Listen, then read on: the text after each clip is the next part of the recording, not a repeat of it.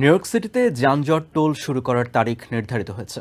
বিতর্কিত এই পরিকল্পনা অনুযায়ী ম্যানহাটনের সেন্ট্রাল বিজনেস ডিস্ট্রিক্টে গাড়ি নিয়ে প্রবেশের জন্য আগামী ৩০ জুন থেকে টোল দিতে হবে। যানজট টোল দেওয়ার নিয়ম চালু হলে ব্যস্ততম এই এলাকায় প্রতিদিন গড়ে ১০০,০০০ যানবাহন কম আসবে বলে আশা করছে এমটিএ। আগামী ৩০ জুন থেকে ম্যানহাটনের সেন্ট্রাল বিজনেস ডিস্ট্রিক্টে গাড়ি নিয়ে প্রবেশের ক্ষেত্রে টোল দিতে হবে বলে জানিয়েছে এমটিএ। সোম থেকে শুক্রবার ভোর ৫টা থেকে রাত ৯টা এবং শনি ও রবিবার সকাল ৯টা থেকে রাত ৯টা পর্যন্ত ওই সড়কে চলাচলকারী যানবাহনকে নির্ধারিত হারে টোল দিতে হবে। ব্যক্তিগত গাড়ি বা ট্যাক্সির জন্য টোল নির্ধারণ করা হয়েছে $15 এবং ট্রাক ও বাস প্রবেশ করতে টোল দিতে হবে $24 থেকে $36 পর্যন্ত। রাতে টোলের হার ৭৫% কম হবে। এর আগে বৃহস্পতিবার এমটিএর সিইও জ্যানো লিবার টোল নিয়ে তার পরিকল্পনার কথা জানান।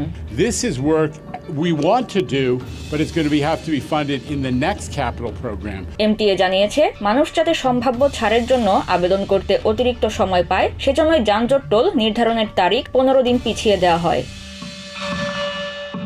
আবেদন প্রক্রিয়া সহজ করতে একটি ওয়েবসাইটও চালু করেছে এমটিএ। লো ইনকাম ডিসকাউন্ট প্ল্যানে নথিভুক্ত যানবাহন মালিকরা 50% ছাড় পাবে। ছাড়টি যে কোনো মাসে 11তম ট্রিপ থেকে শুরু হবে।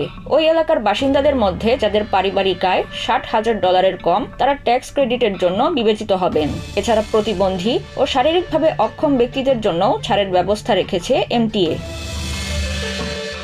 কার্যক্রম সুষ্ঠুভাবে পরিচালনা করতে বিভিন্ন জায়গায় বসানো হয়েছে সিসি ক্যামেরা।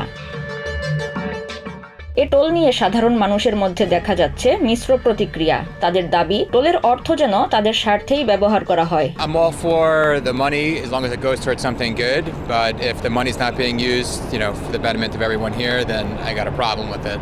এই টোল থেকে প্রতি বছর $1 বিলিয়ন আসবে বলে ধারণা করছে এমটিএ কর্তৃপক্ষ, যা ব্যয় করা হবে গণপরিবহনের উন্নয়নে। Nazmun Nahar Urmi, TVN 24 news desk.